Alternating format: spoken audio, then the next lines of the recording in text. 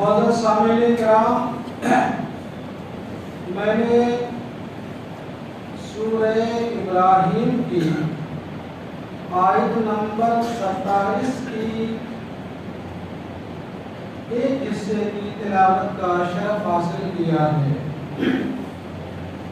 اس آیت کریمہ میں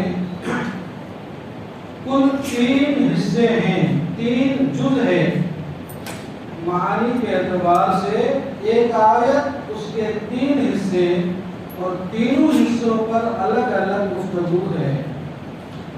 ایک حصہ ہے کہ اللہ تبارک و تعالیٰ نے فرمایا یثبت اللہ الذین آمنوا بالقول الثابت فی الحیات الدنیا والآخرہ۔ یہ آیت کا ایک حصہ جس کا معنی ہوتا ہے اللہ تبارک و تعالیٰ مومنین کو ثابت رکھتا ہے دنیا کی زندگی میں اور آخرت کی زندگی میں، سبحان اللہ۔ اس کا دوسرا حصہ ہے وَيُضِلُّ اللَّهُ الظَّالِمِينَ، اور اللہ تبارک و تعالیٰ ظالمین کو گمراہ کر دیتا ہے۔ اور اس کا تیسرا حصہ ہے وَيَفْعَلُ اللَّهُ مَا يَشَاءُ، اور اللہ جو چاہے کرے۔ اس کے کل 3 جز اور 3 حصے ہوئے۔ اس کے پہلے حصے پر میں نے گفتگو کرنے کا سوچا ہے، اور دوسرے حصے پر بھی تھوڑی گفتگو آ جائے تو قدر غنیمت۔ آپ سماعت کیجئے اور اپنے حالات کا اندازہ اور جائزہ کیجئے، اندازہ لگائیے اور اپنے آپ میں جھانکنے کی کوشش کریں اور اپنے ماحول اور معاشرے کو مطالعہ کرنے کی کوشش کریں، تو آپ کو اندازہ ہوگا کہ آج ہمارا اور آپ کا، ہماری قوم کا، ہمارے معاشرے کا کیا حال ہے اور ہم کس بدحالی کے شکار ہو چکے ہیں اور کس رسم و رواج کے غلام بن کر رہ گئے ہیں۔ اللہ تبارک و تعالیٰ ارشاد فرماتا ہے کہ اللہ مومنین کو ثابت قدم رکھتا ہے دنیا کی زندگی میں اور آخرت کی زندگی میں بھی۔ اور ایک حدیث پاک میں ہے کہ اللہ کے نبی صلی اللہ تعالی علیہ وسلم نے ارشاد فرمایا اِنَّ أَحَبَّ الْأَعْمَالِ إِلَى اللَّهِ مَا دَامَ عَلَيْهِ، بے شک اللہ کے نزدیک سب سے محبوب عمل وہ ہے جس پر مداومت کی جائے، جس پر ہمیشگی کی جائے، جس عمل کو کنٹینیو کیا جائے، وہ اللہ کو محبوب اور پسندیدہ ہے۔ اور جو کیا جائے چھوڑا جائے، کچھ دن کیے جائے اور کچھ دن چھوڑے جائے، یہ عمل اللہ کو بندوں کا پسند نہیں ہے۔ اب آئیے ذرا کہ اللہ کا کتنا بڑا کرم اور احسان ہے ہم پر اور آپ پر کہ اللہ ہمیں دنیاوی زندگی میں بھی ثابت قدم رکھتا ہے۔ ہم میں سے کون جو سچا مومن ہے، جو پکا مومن ہے، جو اپنے ایمان میں مخلص ہے، جو اپنے عمل میں مخلص ہے، ان مومنین کی بات ہو رہی ہے۔ اللہ فرماتا ہے دنیاوی زندگی میں ثابت قدم رکھتا ہے کہ اگر مومنین پر مصیبتیں آتی ہیں، مومنین کی آزمائشیں ہوتی ہے، مومنین کو مشکلات کا سامنا ہوتا ہے، تو مومنین اس پر صبر کرتے ہیں اور صبر کر کے اپنے کلمہ ایمان پر ثابت قدم رہتے ہیں، اور کلمہ ایمان پر ثابت قدم رہتے ہوئے خاتمہ بالخیر کی منزل تک پہنچ جاتے ہیں۔ یہ ہے ثابت قدمی۔ اور جب یہی بندہ مومن مر جاتا ہے تو قبر میں بھی اللہ تبارک و تعالیٰ اسے ایمان پر ثابت قدم رکھتا ہے کہ یہ آخرت کی پہلی منزل ہے۔ اب اگر اس آیت کریمہ کی تفسیر سمجھنا ہے تو ابو داؤد شریف کی ایک حدیث پاک جس کے راوی حضرت براء ابن عازب رضی اللہ تعالی عنہ فرماتے ہیں کہ حضور نبی کریم صلی اللہ تعالی علیہ وسلم نے ارشاد ارشاد فرمایا کہ جب بندے کا انتقال ہو جاتا ہے، جب ایک انسان مر جاتا ہے اور اس کے احباب اسے قبر میں لٹا کر پلٹتے ہیں تو ان کے پاس دو فرشتے آتے ہیں اور دونوں فرشتے انہیں اٹھا کر بٹھاتے ہیں اور بٹھانے کے بعد کہتے ہیں من ربکا، تمہارا رب کون ہے؟ اگر وہ بندہ مومن ہے تو کہتا ہے ربی اللہ، میرا رب اللہ ہے۔ دوسرا سوال ہوتا ہے ما دینک، تمہارا دین کیا ہے؟ تو وہ بندہ کہتا ہے دینی الاسلام، میرا دین اسلام ہے۔ تیسرا سوال ہوتا ہے ما کنت تقول فی شان ھذا الرجل، یہ نبی آخر الزمان صلی اللہ تعالی علیہ وسلم کی ذات بابرکت کے تعلق سے سوال ہوتا ہے کہ محمد کے بارے میں تم کیا کہتے تھے؟ تو وہ بندہ کہتا ہے یہ اللہ کے بندے اور اللہ کے رسول ہیں صلی اللہ تعالی علیہ وسلم۔ جب فرشتے کے سوال کے جواب میں بندہ یہ کہتا ہے تو وہ فرشتہ پلٹ کر پوچھتا ہے تمہیں کیسے معلوم ہوا، تمہیں کیسے پتا چلا؟ تو وہ بندہ کہتا ہے ہمیں اللہ تبارک و تعالیٰ کے قرآن سے پتا چلا، ہم نے رب کے قرآن کو پڑھا، اس پر ایمان لے آیا اور اسے یقین جانا، اس سے ہمیں پتا چلا۔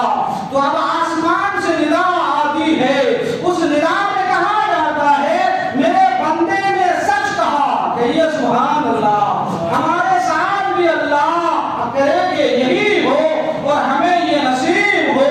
فرماتے ہیں ندا دینے والا کہتا ہے میرے بندے نے سچ کہا، اس کے لیے اس کی قبر میں جنت کا بستر بچھا دو، اسے جنتی لباس پہنا دو اور جنت کی جانب سے جنت کی کھڑکیاں کھول دی جائے۔ اب اس کی قبر میں جنت کی خوشبو آتی ہے، جنت کی ہوائیں آتی ہے اور اس کی قبر کو تا حد نظر وسیع کر دی جاتی ہے، کشادہ کر دی جاتی ہے، لمبی چوڑی کر دی جاتی ہے اور اس سے کہہ دیا جاتا ہے نم کا نومت العروس، اب تو سو جا جیسے دلہن سو جاتی ہے۔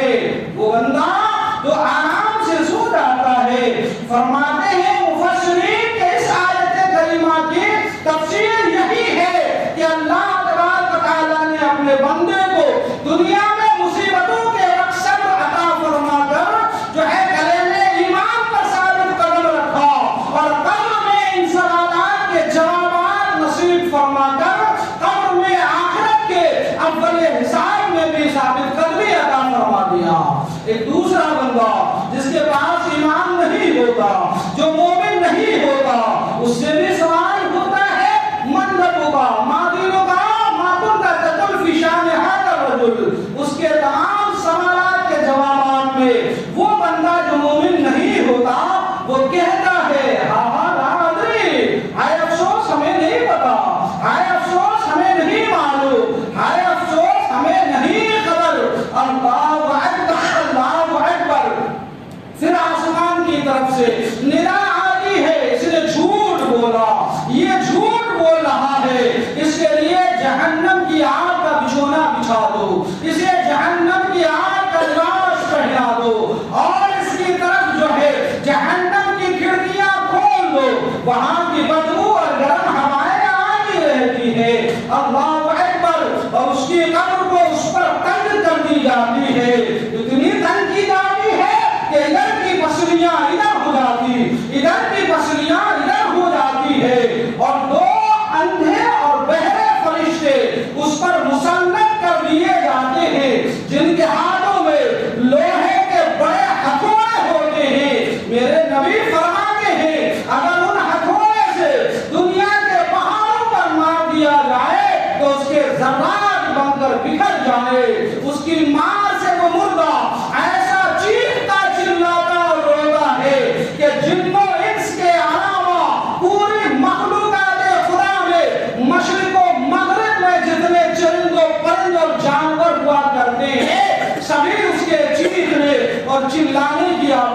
کو سنتے ہیں۔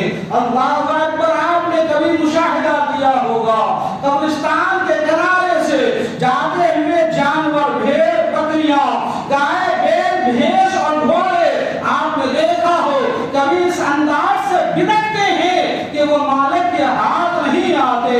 اس بھٹکنے کی وجہ یہی ہوتی ہے کہ قبرستان میں کسی بھی صاحب قبر پر عذاب ہوتا ہے، اس عذاب کی بنیاد پر اس کے چیخنے اور چلانے کی آواز سے یہ جانور بھٹکتے ہوئے نظر آتے ہیں، پرندے پھرپھراتے ہوئے نظر آتے ہیں، جھنڈ کے جھنڈ اڑتے ہوئے نظر آتے ہیں۔ العیاذ باللہ، ہم اللہ کی پناہ مانگتے ہیں عذاب قبر سے، عذاب نار سے۔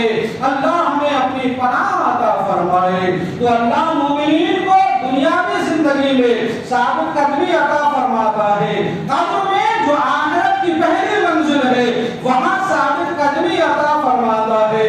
لیکن اس کے آگے رب نے فرمایا کہ اللہ ظالمین کو گمراہ کرتا ہے اور اللہ جو چاہے وہ کرے۔ دنیا کی زندگی میں ظالمین کو ثابت قدمی نہیں ہے، کیوں؟ اس لیے کہ عبادات کی سختیاں یہ جھیلنے پر صبر نہیں کر پاتا، روزے کی بھوک اور شدت جھیلنا اس کے بس کی باتیں نہیں ہوتی ہے، 5 وقت کی نمازوں پر حاضری دینا اس کے بس کی بات میں نہیں ہوتی ہے اور انہیں مشکلات جاتا ہے۔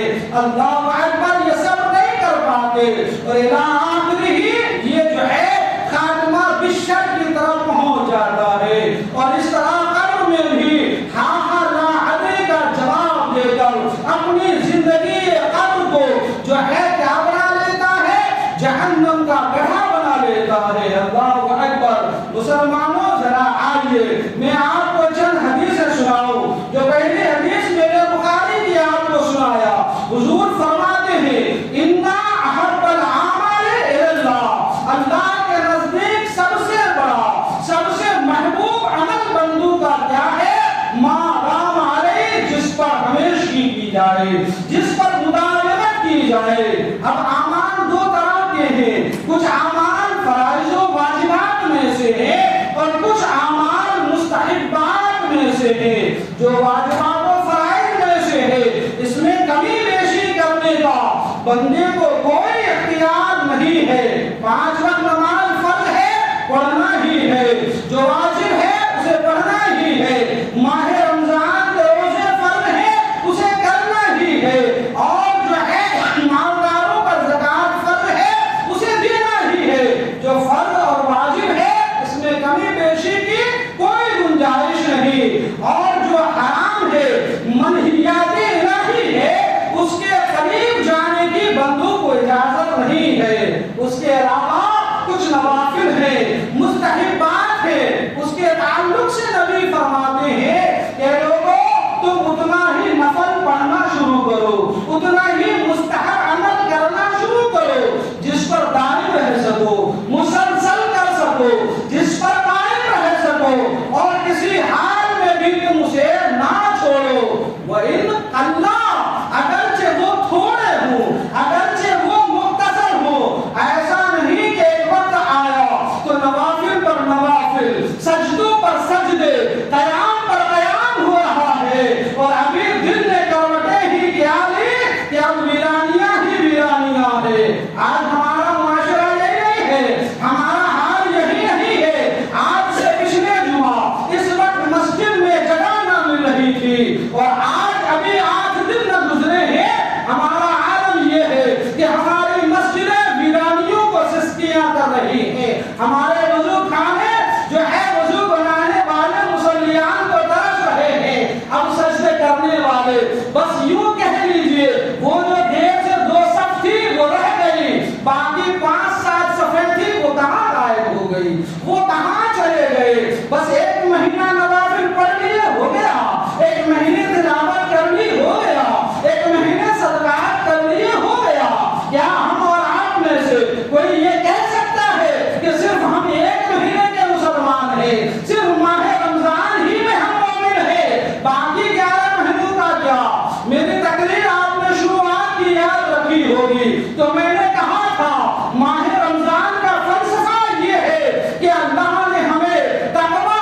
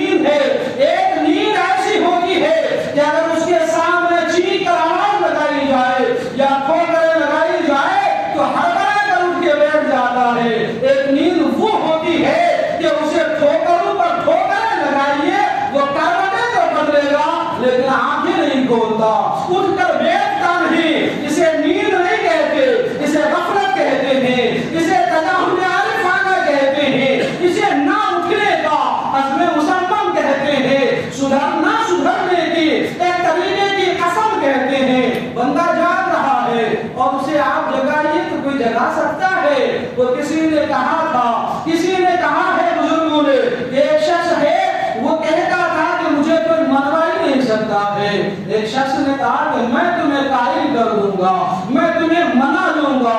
ایک بزرگ نے کہا اس کے ساتھ وقت ضائع کر کے کوئی فائدہ نہیں ہے۔ کہا کیوں؟ کہ اس سے پوچھو تو کیوں نہیں مانو گے اور تمہیں ہم راضی کیوں نہیں کر سکتے؟ اس نے جواب دیا اس لیے کہ میں مانوں گا ہی نہیں، اس لیے کہ میں مانوں گا ہی نہیں۔ آپ ہزاروں دلیلیں دیجئے، قرآن پڑھیے، حدیثیں پڑھ کر سنائیے، مثالیں دیجئے، پچھلی قوم کی جو ہے داستانیں سنائیے، اس کا ایک ہی سوال کا جواب ہے میں مانوں گا ہی نہیں۔ جیسے جو ہے دیہاتی کہاوتوں میں کہا جاتا ہے، ایک بندہ بڑا ڈھیٹ تھا اور اس کا اپنے کسی جانب مخالف سے اختلاف ہو گیا۔ لوگوں نے کہا بھئی اختلاف ختم کر دیا جائے اور جو ہے پنچ کے لوگوں کو بٹھایا جائے۔ دونوں کو بٹھا کر پنچ والوں نے کہا بھئی اگر ہم تمہارے فیصلے کر دیں تو تم مان جاؤ گے؟ اس نے کہا بے شک مان جائیں گے، آپ کی سب باتیں مانیں گے، لیکن میرا کھوٹا وہی رہے گا، جہاں گڑا ہے میرا کھوٹا وہی رہے گا۔ بس آج ہماری قوم کا یہی حال ہو چکا ہے، ہم تقریریں سنیں گے، قرآن پڑھیں گے، حدیثیں سنیں گے، لیکن ہماری جو چال اور رفتار بے ڈھنگی ہے ہم وہ رفتار بے ڈھنگی نہیں چھوڑیں گے۔ اگرچہ ہم رسم و رواج کے تحت چند نوافل ادا کر لے اور کچھ بہاریں لے آئے، بس وہ بہاریں رسموں کے اعتبار سے ہے، لیکن ہم اپنی رفتار بدلنا نہیں چاہتے۔ ہمارا حال تو اس جو ہے کم سن بے عقل بچوں کی طرح ہو گیا ہے۔ میرے مثالیں یاد رکھنا اور سمجھنا، کسی کو بری بھی لگ سکتی ہے باتیں، لیکن الحق و مرن حق ڈالا ہوتا ہے اور یہی حق ہے، اور پھر ہم چلاتے ہیں کہ ہمارے ساتھ یہ ہو گیا۔ چھوٹا ننھا سا 3 سال کا بچہ، 4 سال کا بچہ، 3 سال کا بچہ، اس کے گھر میں میت ہو جاتی ہے، باپ انتقال کر چکا ہے، ماں مر گئی ہے، وہ لاش بن کر جنازے پر لیٹی ہے، لوگ دھاڑے مار مار کر رو رہے ہوتے ہیں، لیکن 3 سال کا بچہ، اسے رونے سے کوئی مطلب نہیں ہے، اسے دکھ کا کوئی پتہ نہیں۔ آنے والے مہمانان کے ساتھ اس کی ہم عمر کے جو بچے آتے ہیں وہ ان کے ساتھ کھیل رہا ہوتا ہے، وہ خوشیاں منا رہا ہوتا ہے، وہ جو ہے اچھل کود رہا ہوتا ہے، اور جب وہ مہمان چلے جاتے ہیں تو انہیں اس بات کا غم نہیں ہوتا کہ باپ چلا گیا، اسے غم اس بات کا ہوتا ہے کہ کھیلنے کے موقع چلے گئے۔ یہی آج ہمارا اور آپ کا ہو گیا ہے۔ آنے والے زمانے مستقبل میں ہمارے لیے کیا خبریں گاڑیں کھولی جا رہی ہے، ہمیں اس کی کوئی پرواہ نہیں ہے۔ ہم آنے والے لمحات میں کس تباہی و بربادی کی طرف جا رہے ہیں اور ہماری نوجوان نسل کہاں برباد ہو رہی ہے۔ ہمارے بیٹے، بھتیجے، بھانجے، پڑوسی، ہمسائے، ہمارے محلے میں بسنے والے ہمارے عزیز، ہمارے نونہال نوخیز بچے غلط عادتوں کے جو ہے عادی ہوتے جا رہے ہیں، لیکن ہمیں اس کی کوئی پرواہ نہیں ہے، ہمیں اس کی کوئی پرواہ نہیں ہے۔ لہذا مسلمانوں، میں عرض کرنا چاہتا ہوں قرآن کیا کہتا ہے، حدیث کیا کہتی ہے، قول ثابت کی طرف آ جاؤ، تب جو ہے کامیابی کو کامرانی ملنی ہے۔ ایک بار درود پڑھیں تو سناؤ اللہم صلی علی اکرام مولانا محمد بارک وسلم، صلاۃ و سلام علیکہ یا رسول اللہ صلی اللہ تعالی علیہ وسلم۔ ابھی بھی ہم پر نماز فرض ہے، جماعت میں حاضر ہونا لازم اور ضروری ہے۔ اب ہم کیوں غائب ہو جا رہے ہیں؟ ہماری جماعت میں لوگ قلیل کیوں ہوتے جا رہے ہیں؟ اس پر غور کرنے کی ضرورت ہے۔ سنیے، بخاری شریف ہے، حضور نبی اکرم صلی اللہ علیہ وسلم اپنے کاشانِ اقدس میں تشریف لے آئے۔ حضرت ماں عائشہ صدیقہ بیٹھی ہیں، ان کے پاس ایک خاتون بیٹھی تھی، غالباً وہ قبیلہ بنو سالم کی خاتون تھی۔ حضور نے فرمایا عائشہ یہ کون عورت تھے. انہوں نے عرض کیا یا رسول اللہ یہ فلاں قبیلے کی خاتون ہے, یہ راتوں کو سوتی نہیں ہے, ان کی نمازوں کے چرچے ہو رہے ہیں. حضور نے فرمایا اے خاتون ایسا نہ کرو. حضور نے کیا فرمایا اے عورت یہ نہ کرو, اس سے رک جاؤ. کیوں؟ اس لیے کہ تم کچھ دنوں بعد تھک جاؤ گی اور اللہ نہیں تھکتا. یعنی اللہ تعالیٰ کی رحمت کے دریا تو جوش پر ہی رہتا ہے, لیکن بندے تم تو بندے ہو, تم تھک جاؤ گے. ابھی پوری رات جاگ کر نمازیں پڑھتی ہو اور جب تھک جاؤ گے تو اوقات کی بھی نمازیں تم سے چھوٹ جائیں گی, تم نہ کر سکو گے. اس لیے ایسا نہ کرو. اور جو عمل مسلسل ہوتا ہے, ہمیشہ ہوتا ہے, لگاتار ہوتا ہے, اس کے فوائد بے شمار ہیں, بہت زیادہ ہیں. جب عمل مسلسل ہوگا تو دل غفلتوں سے دور ہوگا. عمل مسلسل ہوگا تو بندے کا تعلق رب سے جڑا ہوا رہے گا. عمل مسلسل ہوگا تو اس عمل صالح کے تسلسل اس بندے کو خاتمہ بالخیر کی منزل تک پہنچاتا ہے. خاتمہ بالخیر کی منزل تک پہنچاتا ہے. سنیے تو ذرا حضرت حذیفہ رضی اللہ تعالی عنہ اور حضرت ابو مسعود رضی اللہ تعالی عنہ. ابو مسعود یہاں ہے, یاد رکھیے گا, مسلم شریف کی حدیث پاک ہے. حضرت حذیفہ رضی اللہ تعالی عنہ اور ابو مسعود ملے, ملاقات ہوئی تو حضرت حذیفہ نے اپنی گفتگو میں کہا ابو مسعود جانتے ہو ایک بندہ جب انتقال کرے گا تو وہ قیامت کے دن رب کائنات کی عدالت میں کھڑا کیا جائے گا. رب پوچھے گا میرے بندے میں نے تمہیں زندگی عطا فرمائی, بتاؤ تم نے اپنی زندگی میں کیا عمل صالح کیے, کیا نیک کام کیے. وہ بندہ عرض کرے گا مولا میں نے کوئی نیک کام نہیں کیا, میں نے کوئی زیادہ اچھے کام تو نہیں کیا, لیکن ہاں مولا میں مالدار بندہ تھا. دن دنیا میں میں اپنے مالوں کا مطالبہ لوگوں سے کرنے جاتا, جو آسانی سے دے دیتا وہ میں لے لیتا, اور جو آسانی سے نہیں دے پاتا ادا کرنا مشکل ہوتا میں اسے معاف کر دیتا. تو رب کائنات فرمائے گئے میرے فرشتوں میرے اس بندے سے درگزر فرما, درگزر فرما, یعنی سے نجات عطا فرما.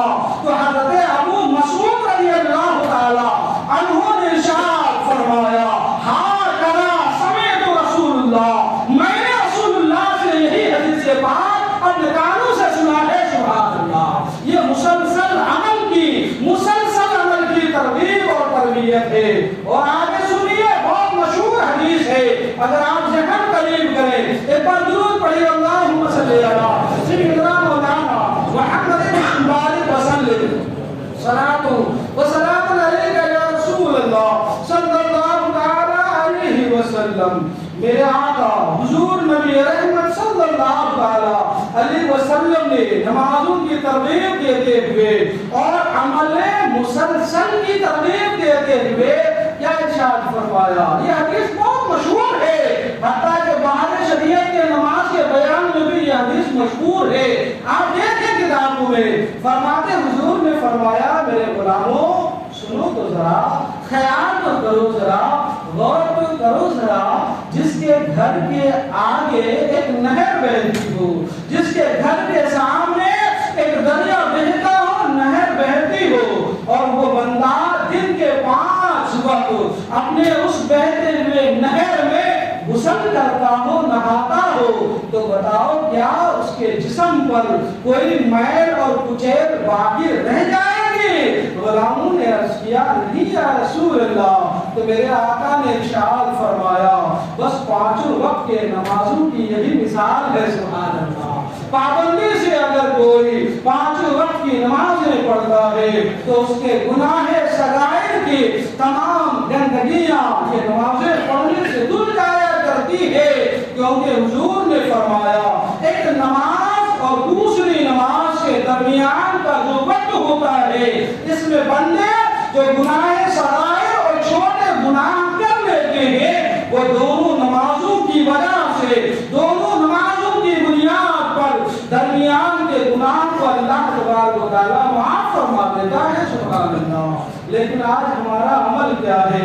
ہم نے پچھلے کئی اشروں میں خوب ہم نے نوافل بھی پڑھے، قرآن کی تلاوت بھی کی، صدقات بھی کیے، خیرات بھی کیے، اپنے آپ کو گناہوں سے روکنے کی کوششیں بھی کی۔ سبحان اللہ، بہت قابل مبارک آپ نے یہ عمل کیا، اللہ تبارک و تعالیٰ قبول فرمائے، اور یہ بندوں کو کرنا بھی چاہیے۔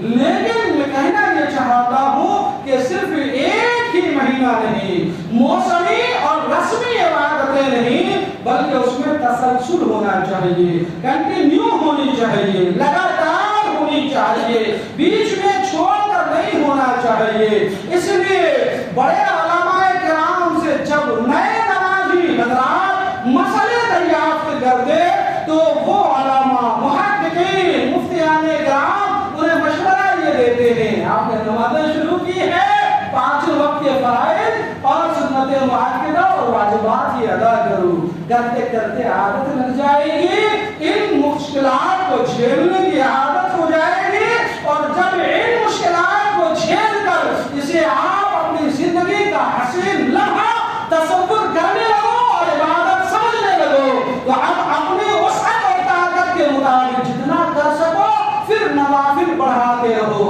ایسا نہیں کہ کسی کی گفتگو سے مائل ہو کر شروع کیا تو بڑی خوب نمازیں، نوافل اور مستحبات لگے ہیں، پڑھ رہے ہیں، یا کوئی موسم آ گیا، کوئی بڑی رات آ گئی تو پوری رات خوب نوافل پڑھے۔ میں نے دیکھے ہیں اور یہ تجربات آپ کو بھی ہوں گے، ہمارے وہاں خاص کر یہ باتیں پائی جاتی ہیں، بڑی رات آئی جنانے والا تو خوب 100 رکعتیں پڑھی جا رہی ہے، رات پر 100 رکعتیں پڑھی، قبرستان کے چکر بھی لگے، مزارات پر حاضری بھی ہوئی، اور یہ اللہ کی بارگاہ میں بھی گئے، لیکن وہاں سے بھی دل ڈرا نہیں، اللہ والوں کی بارگاہ میں گئے، چند پھول اٹھائے، رسمیں ادا کی، واپس آئے اور سو گئے، اور فجر جو فرض تھی وہ غائب ہو گئی، فجر جو فرض تھی وہ غائب ہو گئی۔ کیا کیا رات بھر نوافل پڑھ کے؟ کس کھاتے میں جمع کیا؟